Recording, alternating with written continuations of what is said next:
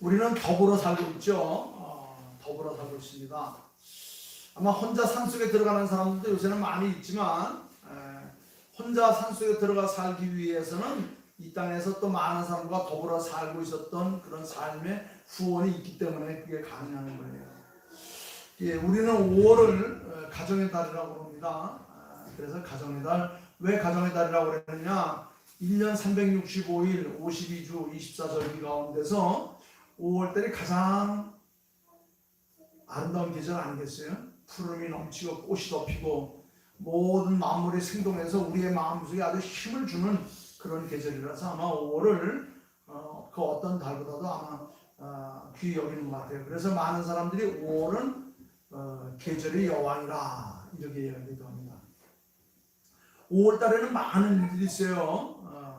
5월 어린이날부터 시작해서 5월 8일 어버이주일, 5월 15일은 스승의 날, 5월 18일은 성년의 날, 5월 21일은 부부의 날 등등 많은 날들이 있습니다.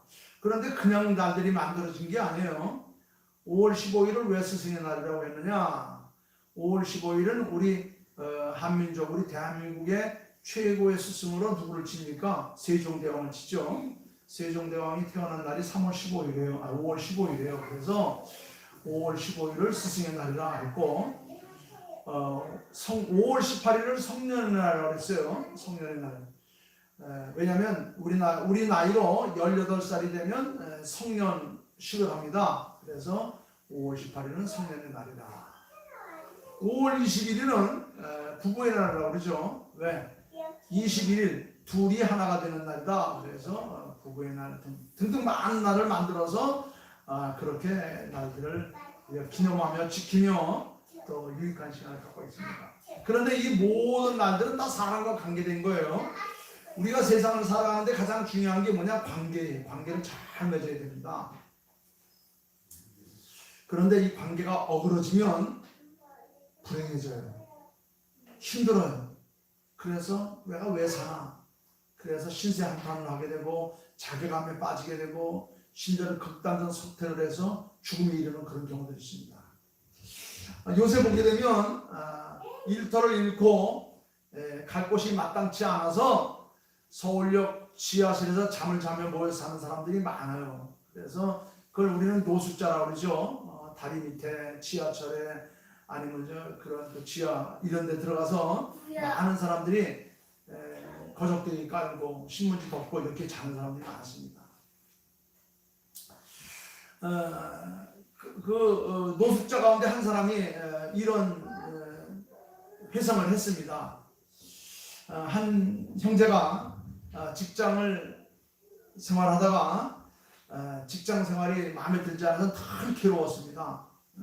이른 아침부터 밤늦도록 회사에서 일을 했지만 월급은 적고 또 회사 경영자와 마음이 맞지 않아서 하루하루 사는 것이 참 지옥 같았습니다. 죽지 못해 마지 못해서 살아오고 있었습니다. 가족들을 돌봐야 되기 때문에 억지로 출근을 하면서도 오랜 생활을 보냈습니다. 그런데 어느 날 생각지도 않게 그 쥐꼬리만한 월급을 받으면서 직장 생활을 하고 있는데 그나마 회사가 어려워서 구조조정을 당해서 직장에서 떠나게 되었습니다. 쫓겨나게 되었습니다. 그래서 마땅한 일자리가 없어서 그때부터는 서울역으로 출근하게 되었습니다. 왜? 서울역에 가니까 같은 부류의 사람들이 함께 모여서 신세한탄을 하면서 그렇게 참 점심 주는 데 가서 점심 한 끼로 하루를 지내면서 그리고 저녁에 노숙자 생활을 하고 있는 겁니다. 그래서 같은 부류계의 사람들이 모여서 신세한탄을 했어요. 어떤 기자가 와서 이제 취재를 하면서 물었습니다. 왜 이렇게 노숙 생활을 하고 있습니까? 그러니까 참 마지못해서 생활하는데 참 힘들고 어려워서 내가 이렇게 가족들 볼 날도 없고 친구들 창피하고 뭐 할 일도 없고 능력도 없고 그래서 내가 여기 와서 이렇게 생활하고 있다. 그런데 내가 이렇게 살아보니까 사람이 자기 일터를 가지고 일을 하며 산다고 하는 것만큼 귀하고 감사하고 복된 일이 없더라 이렇게 얘기를 했습니다. 아무리 힘들고 어려워도 사람이 일을 한다고 하는 것만큼 귀하고 감사하고 복된 일이 없다는 겁니다. 그동안 참 봉급이 적다고 또 상사들이 뭐라 그런다고 가족에서 뭐라 그런다고 내가 투덜대고 짜증내고 치우고 내가 이렇게 노숙자 생활하면서 느꼈는데 그동안 내가 불평하고 짜증내고 일했던 것이 너무 사치스러운 것 같았다 이렇게 말했습니다. 이제부터라도 나에게 어떠한 일터가 주어진다고 한다면 나는 감사함으로 내가 투덜대지 않고 불평하지 않고 내가 열심히 일하리라 이렇게 이제 고백을 했답니다. 사실 우리가 일생을 일하며 일생을 살아가면서 그 사람의 지위가 뭐냐, 그 사람이 어떤 직장에서 일을 하느냐, 이것보다 더 중요한 것은 일생 동안 내가 일할 수 있다고 하는 것, 이것이 가장 귀하고 감사하다는 것, 이것을 깨달았다는 겁니다. 직장에서 쫓겨나고 일거리가 없어서 거리를 헤매고 있던 사람이 깨달은 바가 뭐냐면 내가 일생 동안 건강한 몸으로 일을 하면서 살아갈 수 있다고 한다면 얼마나 중요한지 모릅니다. 그래서 직업에는 돈을 번다는 의미보다도 또 소일을 한다는 의미도 있지만 정말 중요한 것은 내게 일거리가 있다는 것은 내가 살아가는 이유이기도 하고 그것이 내가 즐길 수 있는 놀잇감이기도 하고 그것이 바로 나의 삶을 활력을 주는 그런 요소가 된다 그랬어요. 여러분, 놀이 중에서 가장 좋은 놀이가 뭔지 아십니까? 자기 일을 하는 것이 가장 좋은 놀이예요. 그렇죠? 우리 일생 동안 인간은 놀이를 하는 그런 존재예요. 놀이를 하는 존재입니다. 그래서 어떤 사람은 그런 책도 썼어요.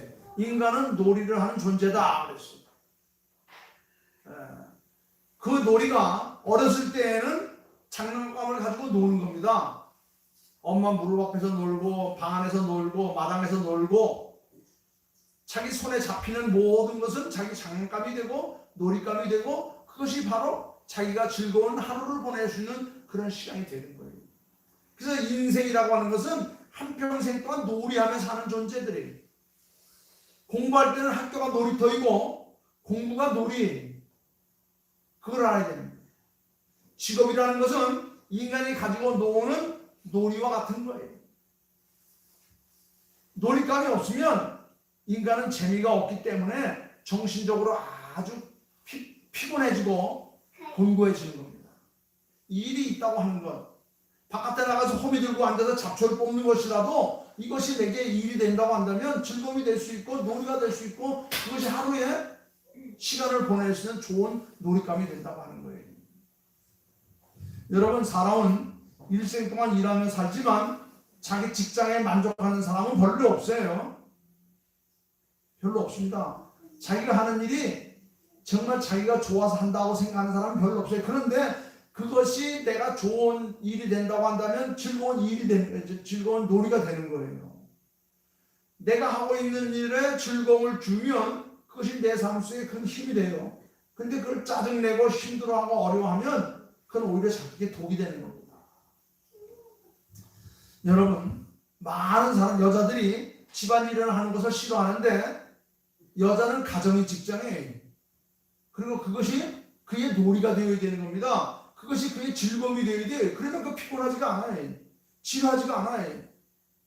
그래서 대접을 하고 자녀들을 돌보고 길손을 맞이하는 이런 모든 것들이 오히려 놀이가 되면 오히려 즐거워질 수 있어요.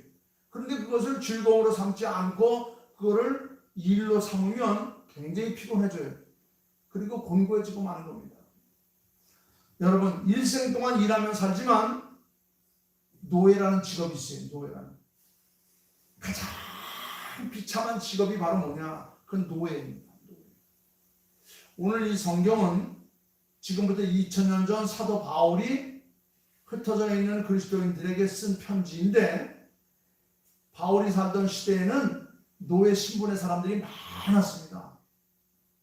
역사학자들의 분석에 의하면 그 당시 바울이 살던 그 당시에 전체 인구 가운데 절반 이상이 노예였어요. 로마 제국 하에 한 100만 명의 사람이 있는데 100만 명 가운데에 실제로 로마의 시민권을 가지고 있었던 자유인은 10분의 1도 안 됐어요. 나머지는 다 노예들이에요. 그런데 그 노예들이 인간 대접을 받지 못하고 짐승처럼 가고 있었습니다. 그러면 그 노예는 어떻게 생겼느냐? 이 그리스인 당시의 노예는 전쟁 포로로 끌려온 자들이었어요. 대개가 다.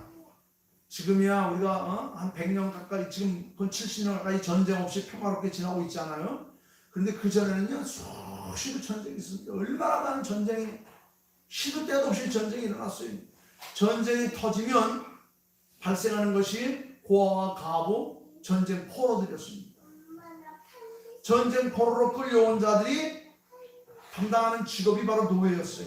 또 한 가지 종류는 어떠냐? 빚 때문에 노예가 된 자들입니다. 너무너무 가난해서 돈에 팔려온 자들, 이런 사람들이 노예였습니다. 이 노예는 일생 동안 일을 하지만 노동의 대가를 받지 못했어요. 수고의 대가를 받지 못하면서 자자손손 대대로 노예가 되어서 생활하는 자들이 그 당시에는 수도 없이 많았습니다.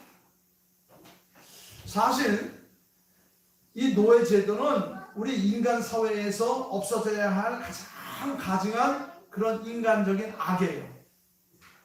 인간들이 만들어낸 가장 악한 교사 가운데 하나가 노예 제도인데, 이건 반드시 추방해야 될 그런 제도입니다. 그런데도 불구하고 오늘 말씀 보니까 사도 바울은 오늘 편지에 보면 노예 제도에 대해서 비난하거나 폐지하는 말은 하지 않고 오히려 노예들에게 뭐라고 말했냐면, 여기 20절 말씀 보니까 상전들에게 순종하라 그랬어요. 자, 이 말을 보면 사도 바울은 노예 제도를 두둔하는 것처럼 보였어요. 노예 제도를 폐지하는 것이 아니라, 그래서 어떻게 보면 많은 사람들이 그는 바울은 노예 제도를 합리화했다라고 이렇게 비판하는 사람들이 있습니다. 그러나 이 당시 시대적 상황으로 보면, 사회적 상황으로 보면 사도 바울이 노예 제도를 비판했다고 한다면 사도 바울의 선교 현장은 아마 끝나고 말았을 것입니다. 그리고 선교 현장의 대장정도 아마 시작하지 못했을 것입니다. 그래서 어떤 면에서 보면 그는 노예 제도에 대한 합리적인 인정을 하는 것이 아니냐고 이렇게 비판하는 사람들이 있습니다. 그런데 사도 바울은 노예 제도를 인정한 것이 아니라 오히려 그 노예 제도를 추방하는, 노예 제도를 폐지하는 데 앞장섰던, 아주 그런 긍정적인 면에서 앞장섰던 그런 논리를 우리들이 펴나가고 있습니다. 어떻게? 사도 바울은 하나님의 말씀으로 노예 제도를 지금 몰아내고 있는 겁니다. 어떻게 했냐면, 비록 시간은 오래 걸리지만 하나님께서 주신 말씀, 율례, 법도를 잘 지키면 이 노예 제도는 자동적으로 폐지될 것이다, 없어질 것이다, 사라질 것이다. 시간이 오래 걸렸습니다. 그리고 그것은 큰 변화를 가져왔어요. 결국 노예 제도는 누구에 의해서 폐지되었습니까? 하나님의 사람들에 의해서, 그리스도인들에 의해서 마침내 오랜 세월이 걸리기는 했지만 폐지가 되었어요. 몰아내졌습니다. 사라졌습니다. 어떻게? 오늘 이 말씀을 통해서 노예 제도가 사라지게 됩니다. 자, 어떻게 되나 한번 오늘 말씀을 통해서 볼게요. 자, 22절 말씀 보겠습니다. 많은 종들에게, 노예들에게 이렇게 말합니다. 모든 종들아, 모든 일에 육신의 상전들에게 순종하되 사람을 기쁘게 하는 자와 같이 눈가림으로만 하지 말고 오직 주를 두려워하여 성실한 마음으로 하라. 자, 이 말씀 속에 어떤 의미가 들어있을까요? 자, 이 말씀을 잘 보면 너희가 하는 일로 주인을 감동시키라.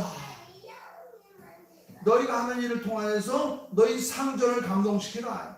그러면 그 상전이 너희를 노예로 생각할 것이 아니라 너희의 귀한 일꾼으로 생각할 것이고, 마침내 너희 형제로 생각할 것이고, 마침내 너희에게 자유를 허물 것이다. 이런 말씀이 거기 말씀에 담겨져 있어요. 자, 너희가 하는 일로 주인을 감동시키라. 이 말은 일생을 살아가면서 자기가 하는 일로 그 주인을 감동시키라는 겁니다. 당시 노예들은 주인들은 어떻게 생각했을까요? 당시 노예들은 주인을 어이 저 악독한 놈, 우리를 괴롭히는 놈 하면서 아마 노예들이 주인을 볼 때에는 아마 눈에 사기가 가득했고, 어떻게 하면 주인을 없애버리고, 어떻게 하면 내가 여기를 도망가고, 어떻게 하면 여기를 내가 탈출할 것인가, 이런 생각만 하며 마음에 추모심이 아마 불타면서 그렇게 살았을 거예요. 왜냐하면 주인들을 강제로 잡아다가 돈으로 사다가 억지로 일을 시키면서 괴롭혔어요. 그러니까 그 종들은 항상 눈 가리로만 그렇게 일을 했을 뿐이었던 것입니다. 그래서 바울 사도가 뭐라고 말했냐면, 너희 상전들을 대할 때 눈 가림으로만 하지 말고 오직 주를 두려워하여, 즉 하나님을 두려워하여 성실한 마음으로 그 주인을 대하고 그 주인을 내게 따르라. 사실 사도 바울이 한 이 말은 당시 억울하게 포로로 끌려와 종살이하고 있는 노예들에게는 혁명적인 얘기예요. 어떻게 전쟁 포로로 끌려온 노예들이 주인에게 성실하게 진실하게 어떻게 일을 할 수 있겠습니까? 이거는 혁명적인 일입니다. 내 마음에 내키지 않는데 어떻게 진실하게 성심을 다하는 것인가? 노예들은 상전들을 두려워했습니다. 그리고 어떻게 하면 이 상전들을 피해서 도망갈 것인가, 그런 궁리만 했습니다. 왜냐하면 상전들의 눈밖에 나면 가혹한 처형을 당하고 죽임을 당해야 했기 때문에. 그래서 이 노예들은 주인을 대할 때 항상 거짓으로 기쁘게 하고 눈가림으로만 하는 척하고 보일 때만 잘하고 안 볼 때는 투정하고 불평하고 도망가기만 했어요. 즉 마음에 없는 일만을 계속 할 수밖에 없는 것이 종의 삶이었어요. 노예들의 생활이었습니다. 그런데 바울이 뭐라고 말합니까? 바울이 뭐라고 말하면, 너희가 비록 노예일지라도 주인을 상대하지 말고 하늘에 계신 하나님을 상대하고 우리 주님을 향하여 두려운 마음으로 내 주인을 감동시켜라. 이게 바로 뭐냐면 노예 해방의 첫 번째 발걸음이라는 겁니다. 총칼을 들고 해방을 할 것이 아니라 상대방을 감동시켜서 해방을 그래요. 성실한 마음으로 하라는 말은 진실하게 하고 너희의 삶을 통해서 주인을 감동시켜라. 우리가 무슨 일을 할 때 사람에게 보이려고 하는 경우들이 많아요. 그래서 볼 때는 잘하고 안 볼 때는 투덜거리고 틈만 나면 도망갈 국민을 하고 자기 이익만 챙길 그런 국민만 합니다. 여러분, 우리가 이 땅에서 가장 좋은 관계는 뭐냐면, 오늘 이 말씀에 이런 관계로 살아가면 상대방을 감동시키면 모든 것이 다 자유로울 수 있고 복될 수 있고 모든 것이 행복할 수가 있는 거예요. 여러분, 아무리 내가 상대방에게 잘한다 하더라도 내 중심을 다하지 않고 겉모양만 하게 되면 나중에 들통이 나게 되면 더 큰 화를 당할 수밖에 없는 거예요. 자, 사실 식당에서 음식을 만들어 대접해 주는 일은 기분 좋은 일이지만 남들이 다 먹고 난 것을 보이지 않는 곳에 가서 설거지하는 일은 어려운 거예요.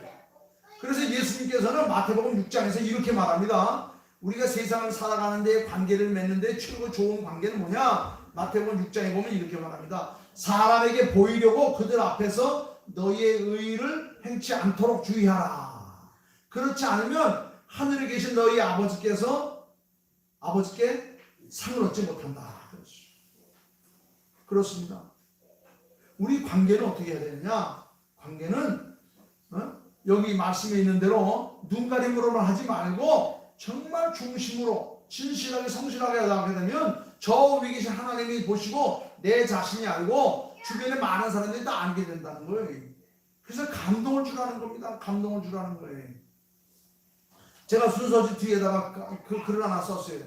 옛날 얼마 전에 우리 도산 안창호 선생이라고 아주 민족 지도자가 있습니다. 이 도산 안창호 선생님이 초창기에 미국의 청년으로 유학을 갔는데 사실 미국에 유학 갔으니 얼마나 힘들었겠어요.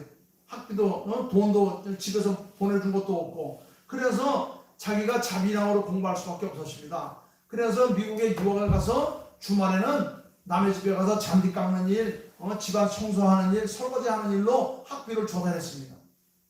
그런데 이 도산 안창호 선생이 얼마나 신실하고 성실하게 일을 했는지 어느 날 주인이 2층 베란다에서 이 도산 안창호 선생님이 일하는 것을 지켜보게 되었습니다. 감동을 받았어요. 비록 저기 동양 이름도 없는 조선에서 온 젊은 청년이 열심히 공부하겠다고 살아보겠다고 아르바이트로 일을 하는데 주인이 보든 안 보든 열심히 일하는 거예요. 그래서 주인이 보니까 저 사람은 청소하는 사람도 아니고 저 사람은 장대 가는 사람도 아니고 저 사람은 천한 사람도 아니다. 저 사람은 진짜 젠틀맨이구나. 저 사람은 정말 멋진 청년이구나. 보이지 않는 것까지 진실하게 일하고 있기 때문인 것입니다. 그가 이제 모든 공부를 다 마치고 일을 마치고 이제 떠나게 되었습니다. 그럴 때 이 도산 안창호가 주인에게 가서 말했어요. 주인님, 그동안 제가 주인님의 은혜를 많이 입고 돌아갑니다. 제가 떠난 후에도 이 귀한 일자리를 다른 사람보다 우리 한국 유학생들에게 주십시오.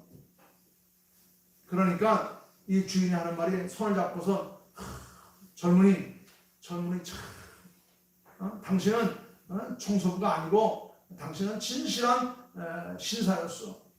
당신이 하는 일을 내가 성공을 비겠어. 그는 주인에게 한국 청년에 대한 깊은 감동을 주었다는 겁니다. 그렇습니다. 우리는 사람에게 보이려고 눈가림만 하지 말고 주님 앞에 두려운 마음으로 신실하게 일을 하면 그럴 때에 하나님이 보시고 내 자신이 알고 많은 사람이 보고 감동을 받고 자유함을 주는 거예요. 은혜를 주는 겁니다. 더 큰 힘을 주는 거예요. 여러분, 이때 하는 일은 인격을 담은 소명의 성스러운 일이 될 것입니다. 이때 하는 일도 사람을 감동케 하는 겁니다. 그렇습니다. 비록 내 신분이, 내 상황이, 내 모든 여건이 여의치 않아서 힘들고 어려운 가운데 빠졌다 할지라도 눈가림으로만 하는 것이 아니라 정말 오직 하나님 두려운 줄 알고 성실한 마음으로, 진실한 마음으로 성실을 다해서 감동을 주게 되면 그것이 내게 큰 은혜가 된다고 하는 거예요. 5월달에는 많은 날들이 있습니다. 이 많은 날에 가장 중요한 것은 우리 관계예요. 어떤 관계를 맺고 합니다. 부부관계, 형제관계, 또 부자관계, 또 스승과 제자관계, 모든 관계가 다 이렇게 성실한 마음으로, 진실한 마음으로 대하게 되면 아름다운 역사가 일어날 수 있는 거예요. 그 다음에 두 번째로 이 사도 바울은 어떻게 해서 노예 제도를 폐지하는 일에 앞장서게 되느냐, 뭐라고 말했냐면 여기 보니까 주님을 섬기는 일이 되어야 된다 그랬어요. 여기 23절 말씀을 보니까 이렇게 말했습니다. 무슨 일을 하든지 마음을 다하여 죽게 하듯 하고 사람에게 하듯 하지 말라 그랬어요. 주님에게 하듯 하더라 그랬어요. 노예 생활은 주인을 섬기는 일이죠. 당시의 노예들은 그들의 사는 목적이 주인이요, 죽는 것도 주를 위해 죽는 것이었습니다. 돈을 벌어도 다 주인의 것이지 제 것이 아닙니다. 자식을 낳아도 주인의 노예를 낳는 것이지 자기 자식을 낳는 것이 아니었어요. 이것이 바로 노예입니다. 그런데 사도 바울은 뭐라고 말합니까? 너희가 비록 그럴지라도 주인을 보면서 주님께 하라. 사도 바울이 로마서 14장에서는 또 이렇게 말합니다. 우리 중에 누구든지 자기를 위하여 사는 자 없고 자기를 위하여 죽는 자도 없도다. 우리가 살아도 주를 위하여 죽고 죽어도 주를 위하여 죽느니 그러므로 사나 죽나 우리는 다 누구의 것이라? 주의 것이라 그랬어요. 너희는 눈에 보이는 육신의 주인을 위해서 일하는 것이 아니라 저 하늘에 계신 하나님을 위해서 일하는 것이다. 그런 마음과 자세히 일을 하게 되면 너희에게 진정한 자유함이 있을 것이고 너희 큰 은혜가 있을 것이고 너희들 큰 역사를 이루게 될 것이다. 여러분, 지금 우리는 최첨단 과학의 시대, 최고로 좋은 시대에 살고 있지 않습니까? 오늘날 우리는 어떤 직업을 가졌든지 간에 옛날 노예 생활보다는 낫습니다. 그렇죠? 우리는 모든 걸 다 할 수 있죠. 내가 노력하고 수고한 것만큼 내가 대가를 받고 내가 자유함을 얻고 내가 살아가고 있는 거예요. 여러분, 같은 노예라도 구원함을 받은, 자유함을 받은 노예는 더 이상 노예가 아니에요. 비록 소속은 노예일지라도 신분은 바로 하나님의 자녀로서의 사랑하는 겁니다. 이런 믿음과 자세가 우리에게 필요한 거예요. 우리는 지금 하나님의 자녀로, 하나님의 일꾼으로 우리가 이 땅에 사는 겁니다. 그렇습니다. 바울이 이 글을 쓸 당시에 수많은 노예들이 있었어요. 이스라엘 백성들은 전부 다 맨날 포로로 끌려다니면 전부 다 노예 생활을 했어요. 그러니까 얼마나 그의 삶에 악이 맞췄겠어요. 얼마나 증오심이 찼겠어요. 세상을 비관하고 자기를 한탄하고 하나님을 원망하면서 살아갈 수밖에 없는 그런 상황이었어요. 그런데 바울 사도는 뭐라고 말하냐면 종들아 모든 일에 육신의 상전들에게 순종하되 사람을 기쁘게 하는 자와 같이 눈가린 거로만 하지 말고 오직 주를 두려워하여 성실한 마음으로 하고 무슨 일을 하든지 마음을 다하여 죽게 하듯 하고 사람에게 하지는 말아라. 너희가 지금 비록 신분은 세상의 노예이고 종일지 모르지만 너희의 영적 신분은 하나님의 자녀라는 것을 잊지 마라. 여러분 직장에 가서 사장이나 윗사람에게 그들을 하나님 섬기듯 해보세요. 그러면 그 자리가 바로 천국의 자리가 될 것입니다. 변화받은 인간, 아름다운 인간 인격으로 주인을 섬기고 있다면 그가 비록 비천한 노예의 신분일지라도 그는 이미 천국에서 내려온 천사가 되는 거예요.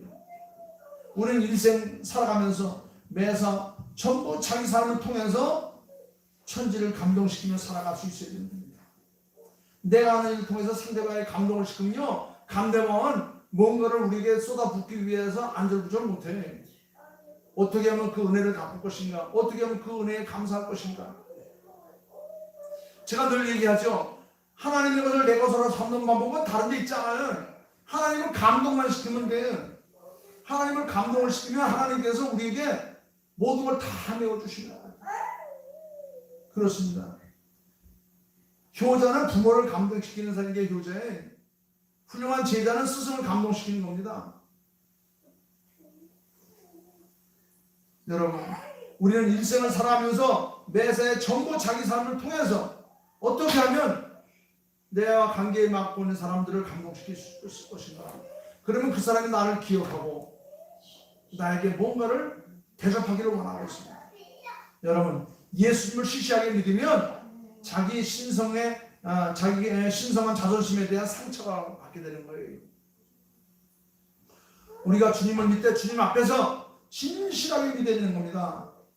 그건 뭐냐? 내가 하는 일에 진실하게 해야 되는 거예요. 눈가림만 해서는 안 됩니다. 공치사하기 위해서 하는 건 아닙니다. 오늘 말씀 보니까 모든 일에 무슨 일을 하든지 마음을 다하여 하나님께 하듯 하라. 그러면 그 대접을 받는 사람은 감동을 받고 어찌할 바를 몰라요. 어떻게 대접을, 어떻게 내가 보답을 할 것인가. 여러분, 자기가 하는 일을 주님을 섬기는 심정으로 하고 있다고 한다면 그 자리가 어떤 자리가 되겠습니까? 지금 우리가 하고 있는 일이 바로 주님의 일이라고 확신하고 있다면 그것이 바로 성직이고 그것이 바로 성직자이고 그것이 바로 소명받은 자의 인생이 되는 거예요. 하나님의 일은 따로 있지 않아요. 여러분, 내가 지금 하고 있는 일이 다 주를 위한 일이다. 내가 지금 하고 있는 일이 하나님의 명령을 따라 살아가고 있는 일이다 내가 생각하면 비록 노예의 신분이라 할지라도 이건 하나님의 전권 대사로서 이 땅에 와서 살아가고 있는 삶의 증거가 될 수 있는 거예요.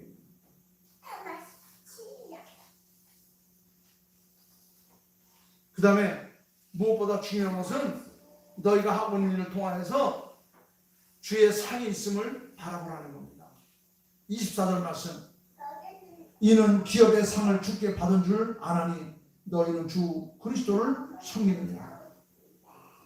비록 우리가 이 땅에서 힘들고 어렵게 살아도 비록 노예 신분과 같이 그렇게 산다 할지라도 우리가 주를 섬기듯 세상을 살아가면 내가 하고 있는 모든 것에 대한 상급과 그 보상은 하늘 보다 위에 지금 쌓아져 가고 있다는 것을 믿으라는 겁니다. 유업의 상을 주께 받은 줄 알라.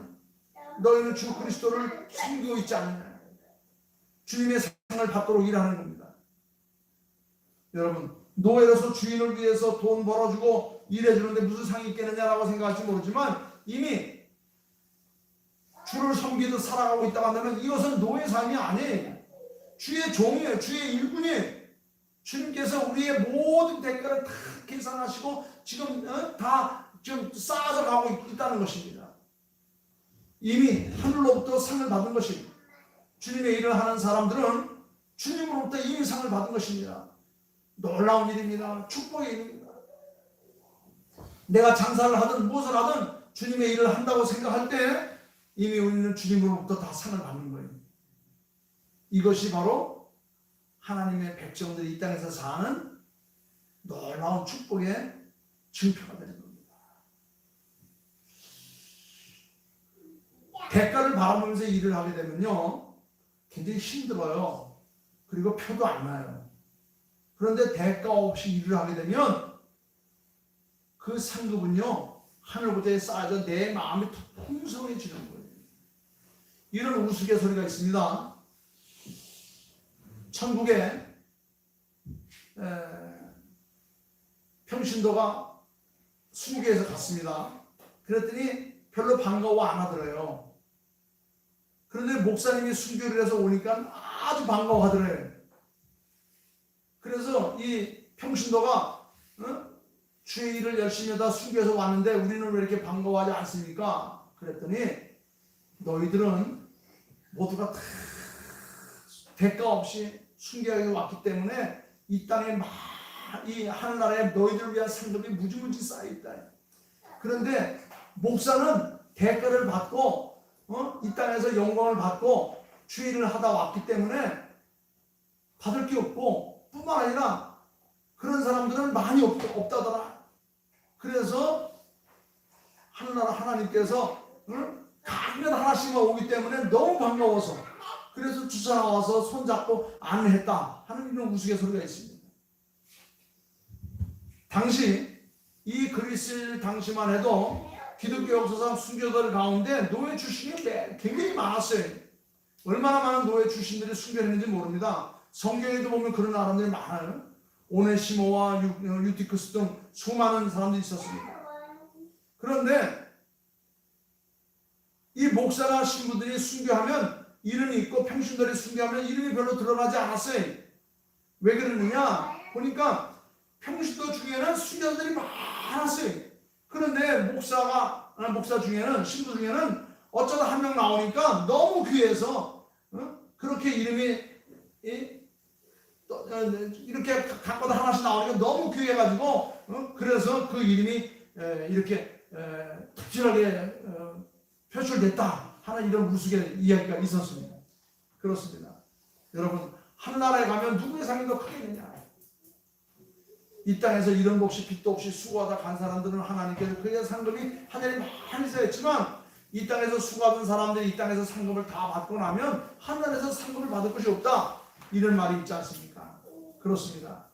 여러분 오늘 5월 가정의 달 세 번째 주일 어버이 주일, 스승의 주일, 성년의 주일, 부부의 주일 많은 날들이 있는데 이런 날들은 우리가 어떻게 하면 유익하고 좀 어떻게 하면 감동적이고 어떻게 하면 참 의미있게 보낼 수 있는 것인가? 오늘 사도 바울을 통해서 우리에게 주신 하나님의 말씀 보니까 여러 가지 모든 것들 여기 보니까 아내들에게 남편들에게 자녀들에게 아비들에게 심지어는 종들에게도 하는 말씀이 모든 일을 할 때 오직 눈가림으로만 하지 말고 오직 주를 두려워하는 마음으로 성실한 마음으로 서로의 관계를 잘 감당해서 하라. 그래야면 너희의 상급이 이미 하늘 보좌에 다 준비되어 있다 말했습니다. 그렇습니다. 우리 사랑하는 성도 여러분은 우리가 이 땅에 사는 날 동안 우리에게 건강 주시고 일할 수 있는 일거리 주시고 우리가 서로가 관계하며 살 수 있는 좋은 이웃들 주신 것 우리가 감사하는 마음으로 성실한 마음으로 진실한 마음으로 주께 대하듯 우리가 대하며 산다고 한다면 우리의 삶 자체가 다 복될 거예요. 감사할 것입니다. 우리가 목사님을 대하든 권사님을 대하든 우리가 여기 희민이나 세연이를 대하든 다 누굴 대하든지 다 주를 대하는 마음으로 그런 사랑하는 마음으로 진실한 마음으로 하면은 그것이 우리에게 다 복이 될 수 있다. 이런 말씀 오늘 5월 가정의 날을 맞이해서 저희가 이 말씀으로 한번 은혜를 나눠봤습니다. 주신 말씀 기억하면서 나무나 더 열심히 주를 대하든 성실한 마음으로 서로 간의 관계를 잘 회복하며 살아가는 성도들 저와 여러분들 다 되시기를 주님의 이름으로 축원합니다. 기도하겠습니다.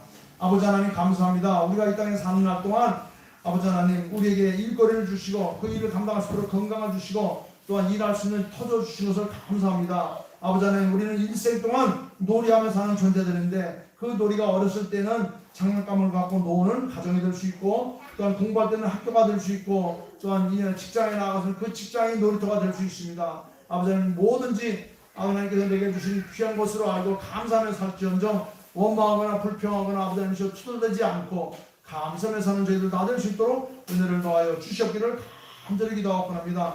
불평하고 짜증내고 하는 것은 나 사치스러운 것이요 아버지 하나님 거짓된 것으로 알고 진실한 마음으로 성실하게 주를 대하듯 일할 수 있게 하옵소서. 눈가림으로만 하지 말게 하시고 우리의 중심을 다해서 하나님 앞에 일을 하게 되면 노예 신분이었건 아버지 하나님 상사의 신분이었건 그것에 개의치 않을 것입니다. 하나님 우리에게 주신 은혜를 잘 감당해서 서로 간의 대인관계를 잘 유지하면서 하늘의 상급을 쌓아가는 저희들 다 되게 도와주셔서 모든 것을 감사하며 거룩하신 예수님의 이름으로 기도하옵나이다.